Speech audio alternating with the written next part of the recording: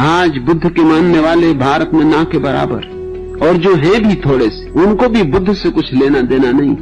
वो तो मानने वाले हैं बाबा साहब भीमराव अंबेडकर के, उनको बुद्ध से क्या लेना देना। अंबेडकर को बुद्ध से क्या लेना देना था। अंबेडकर शुद्ध राजनीतिज्ञ थे, धर्म से उनका क्या नाता था, क्या संबंध था। उन्होंने हरिजनों और खासकर महारों को, महाराष्ट्र खुद महार थे, मराठी थे, तो महाराष्ट्र के महारों को हिंदुओं से कैसे अलग कर लिया जाए, इसके लिए बुद्ध धर्म को चुना। और ऐसा भी कुछ नहीं था कि बुद्ध धर्म से उन्हें खास लगाव था। उनकी जिंदगी में कई मोड़ आए, कई दफा उन्होंने सोचा कि मुसलमान हो जाएं सबको लेके, कई दफा सोचा कि सबको लेके ईसाई हो जाएं, लेकिन शायद बहुत से महार, बहुत से हरिजन इतने दूर तक उनके साथ जाने को राजी न होते। मुसलमान होना, ईसाई होना जरा दूर की यात्रा हो जाती। बुद्ध इतने दूर नहीं मालूम पड़ते। कुछ भी हो, बुरे भले जैसे भी हो, यूं हिंदुओं ने स्वीकार तो किया ही है कि हमारे 10वें अवतार हैं, तो अवतार थोड़े गलत किस्म के अवतार हैं। हिंदुओं ने कहा कुछ ढंग के नहीं, कुछ बेढंगे, कुछ वेद के अनुकूल नहीं, वेद के प्रतिकूल, मगर कुछ भी हो हैं अवतार। तो हिंदुओं को मुसलमान बनाना या ईसाई बनाना जरा दूर का पड़ाव होता, बहुत कम लोग जाने को राजी होते। इसलिए फिर अंततः राजनीतिक दांव पैंच की वजह से अंबेडकर ने तय किया कि अपने अनुयायियों को लेकर बौद्ध हो जाए। ये राजनीतिक काम था, इसमें बुद्ध से कुछ लेना देना नहीं। ये जो थोड़े से आज बौद्ध दिखाई पड़ते हैं, ये बाबा साहब अंबेडकर के अनुयायी। तुम्हारा पूछना महत्वपूर्ण है जगन्नाथ महतो कि क्या हुआ। बुद्ध 40-42 वर्षों तक सतत बोलते रहे और सारा एशिया बुद्ध से प्रभावित हुआ, सारा एशिया आंदोलित हो उठा, सिर्फ भारत को छोड़कर। तो या तो कसूर बुद्ध का हो या कसूर भारत का हो, बुद्ध का तो कसूर हो नहीं सकता।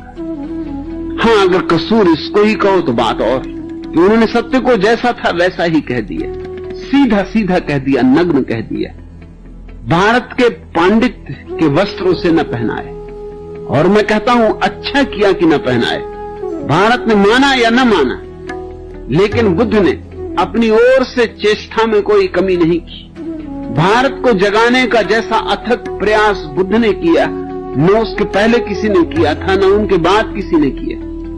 और मैं तुमसे कहता हूं, सत्य के रास्ते पर असफल हो जाना असत्य के रास्ते पर सफल हो जाने से लाख दर्जा बेहतर। बुद्ध की असफलता में भी राम और कृष्ण की सफलता से कहीं ज्यादा मूल्य। बुद्ध एक ही तो बगावती पुरुष। भारत के जीवन में अगर कहीं कोई नमक है तो वो बुद्ध के कारण, थोड़ा कुछ स्वाद है तो बुद्ध के कारण, नहीं तो भारत बिल्कुल बेस्वाद होता। क्यों बुद्ध को नहीं सुना जा सका? कई कारण है। पहला कारण तो भारत के पंडित थे, पुरोहित थे, उनका जाल पुराना, कोई 10,000 साल पुराना। और बुद्ध जैसा व्यक्ति जब भी कहीं पैदा होगा तो पंडित और पुरोहित उसके विपरीत खड़े हो जाएंगे, क्योंकि उसकी चोट उनके पूरे धंधे को ही तोड़ने लगती। उसकी चोट में उनकी मूर्तियां गिरने लगती, उनके मंदिर भूमिसात होने लगते, उसकी चोट में उनके शास्त्र उखड़ने लगते, उसकी चोट में लोग जागने लगते और देखने लगते कि पंडित केवल दुकानदार, व्यवसायी, शोषक। उसकी मौजूदगी में साफ दिखाई पड़ने लगता है कि पंडित तो केवल बासी बातें दोहरा रहा है, तोते की तरह दोहरा रहा है, क्योंकि बुद्ध की मौजूदगी में तुलना हो सकती। पंडित बुद्ध जैसे व्यक्ति को क्षमा नहीं कर सकते, असंभव है। उनके नेत्र स्वार्थ इसके विपरीत है। और दुनिया में पंडितों और पुरोहितों का इतना बड़ा जाल और इतना लंबा जाल और कहीं नहीं। ये भारत का दुर्भाग्य। यहाँ सारा जाल इतना प्राचीन हो चुका है कि उसे तोड़ना मुश्किल होता है। वो हमारे रग रेशे में समा गया है। कोई वेद के खिलाफ कुछ कहे, बस न तुमने वेद देखा है, न तुमने वेद पढ़ा है, न वेद से तुम्हें कुछ लेना देना, लेकिन कोई वेद के खिलाफ कुछ कहे, बस झगड़ा खड़ा हुआ। तुम सुनने को राजी नहीं। भारत में आज भी लोग कहे चले जाते हैं कि वेद ईश्वरीय, ईश्वर ने रचा है। बड़ी हैरानी की बात मालूम पड़ती। पढ़े लिखे लोग, सुशिक्षित लोग, विश्वविद्यालयों में पढ़ाने वाले लोग भी यही मूर्खतापूर्ण बात कहते हैं कि वेद ईश्वर ने रचा है। और जरा वेद को कहीं से भी तो उलट कर देख लो तो तुम्हें साफ हो जाएगा कि ये बातें ईश्वर ने कैसी रची होंगी। हर वेद की ऋचाओं का जो अध्याय है उसके पहले ही ऋषि का नाम दिया हुआ है कि किस ऋषि के ये सूत्र, और उन सूत्रों से जाहिर होता है कि वो मनुष्यों के रचे हुए। कोई ब्राह्मण कह रहा है कि इस साल हे इंद्र देवता मेरे खेत में अच्छी तरह वर्षा करना, मैं खूब दान दक्षिणा दूंगा, यज्ञ करूंगा, तुम्हें खूब सोमरस पिलाऊंगा। अब जरा सोचो, क्या ये भगवान लिखेगा?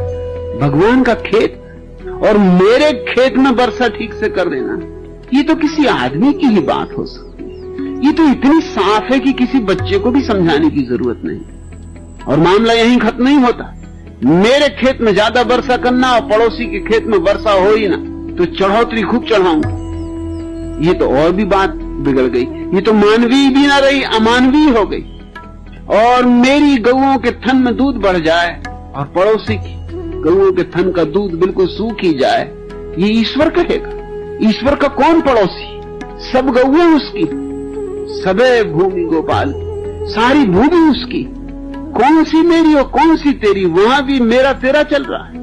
कि बुद्ध ने यही कहा कि वेद कोई ईश्वरी शास्त्र नहीं है, कोई शास्त्र ईश्वरी नहीं, सब शास्त्र आदमियों ने रचे।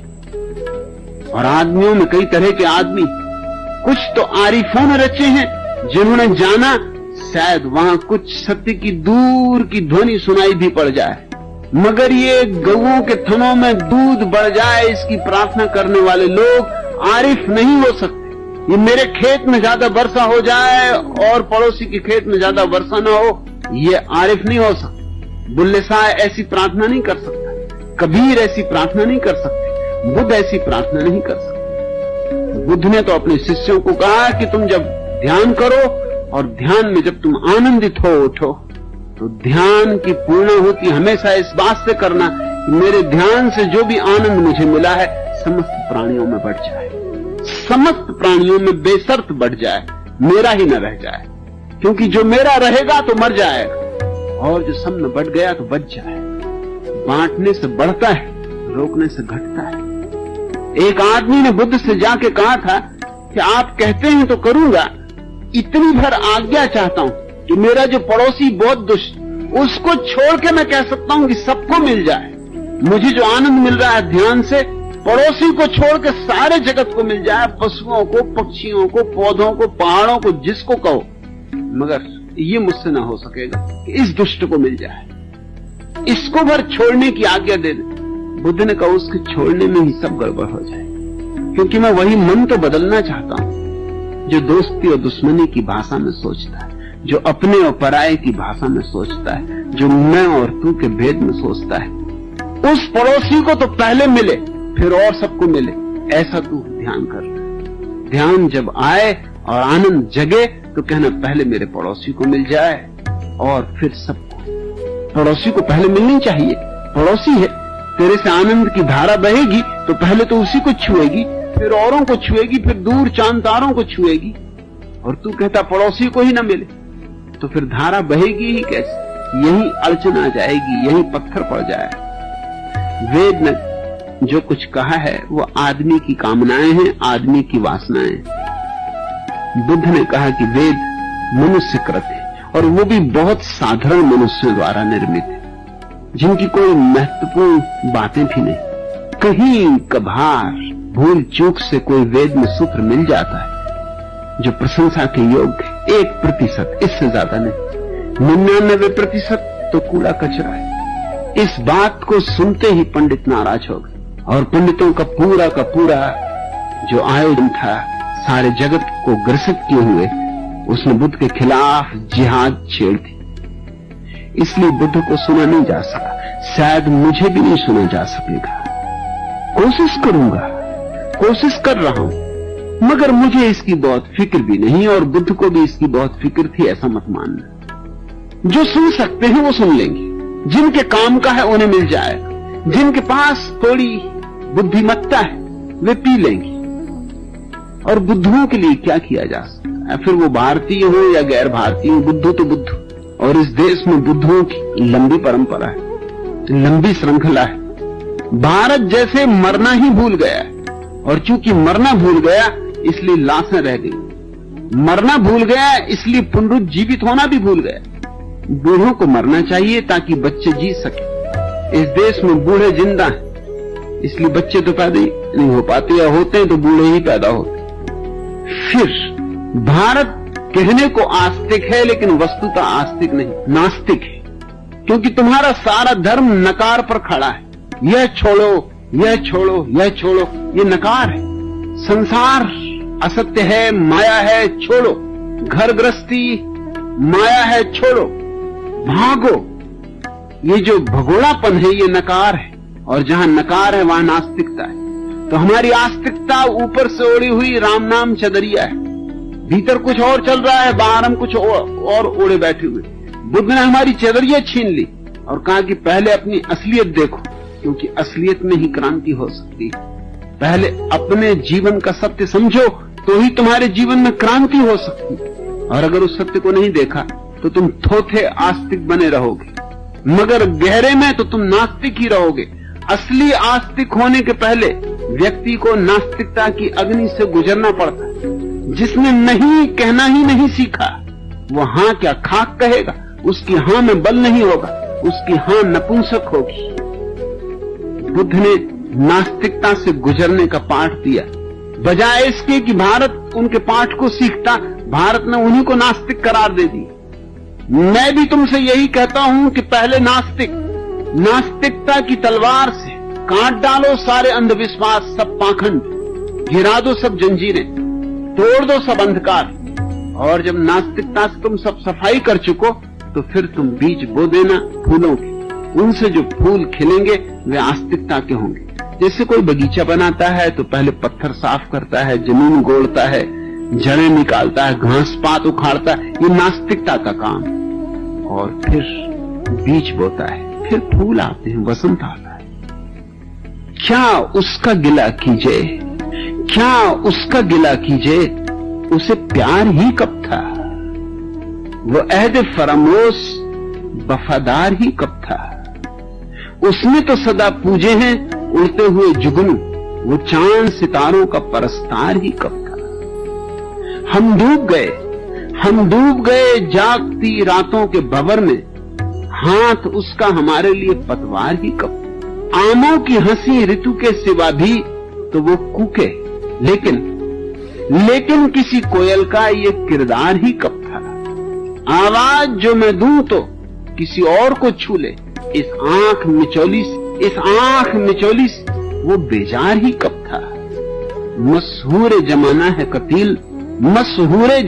कतील, उनकी उड़ाने वो दाम मोहब्बत में गिरफ्तार ही कब था। तुम ठीक कहते हो, क्या मेरी बात भी परदेश के लोग ही समझ पाएंगे? देश परदेश का मैं तो कुछ फासला नहीं करता है, जिसकी प्यास होगी वो समझ पाएगा। आमों की हंसी ऋतु के सिवा भी तो वो कूके, लेकिन किसी कोयल का ये किरदार ही कब था। आवाज जो मैं दूं तो किसी और को छू ले, मैं तो आवाज दे रहा हूं, जिसको छू सकती उसी को छूएगी। आवाज जो मैं दूं तो किसी और को छू ले, इस आंख मिचौली से वो बेजार ही कब था। ये भारत तो जमाने हो गए, तब से अंधविश्वासों में जी रहा है। इसने सत्य की खोज तो कब से बंद कर दी। पुकार तो मैं दूंगा, आवाज तो मैं दूंगा, दे रहा हूं, लेकिन उनको ही सुनाई पड़ेगी जो सुनने को राजी। इतना ही करो कि दरवाजा खुला रखो, कम से कम तुम तो सुनो जगन्नाथ महतो, औरों की फिक्र छोड़ो, क्योंकि तुम्हारे और दूसरे प्रश्न भी हैं, उनसे जाहिर होता है कि तुमको भी सुनाई नहीं पड़ रहा। तुम्हारे दूसरे प्रश्न भी हैं जिनसे साबित होता है कि ये प्रश्न तुमने अपने ही बाबत पूछा है। नाम भारतीयों का ले रहे, दिल दर्द की शिद्दत से खूंगस्ता व सिपारा, इस शहर में फिरता है एक वैसी व आवारा, शायर है कि आशिक है, जोगी है कि बंजारा, दरवाजा खुला रखना। सीने से घटा उठे, आंखों से झड़ी बरसे, फागुन का नहीं बादल जो 4 घड़ी बरसे। बरखा है ये बादों की, बरसे तो